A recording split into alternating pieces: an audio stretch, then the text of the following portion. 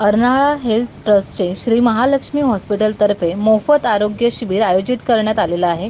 रविवारी 9 जून रोजी सकाळी 9 ते 12 या वेळेत श्री महालक्ष्मी हॉस्पिटल अर्नाळा विरार पश्चिम येथे या शिबिराचे नेतृत्व तज्ज्ञ डॉक्टरांकडून करण्यात येणार आहे, ज्यामध्ये डॉक्टर संपा तांडे या स्त्रीरोग तज्ज्ञ, डॉक्टर जिग्नेश तांडेल हे हाडांचे तज्ज्ञ, तर डॉक्टर अपूर्वा अहमद या दंतवैद्य या शिबिरात सहभागी होणार आहेत।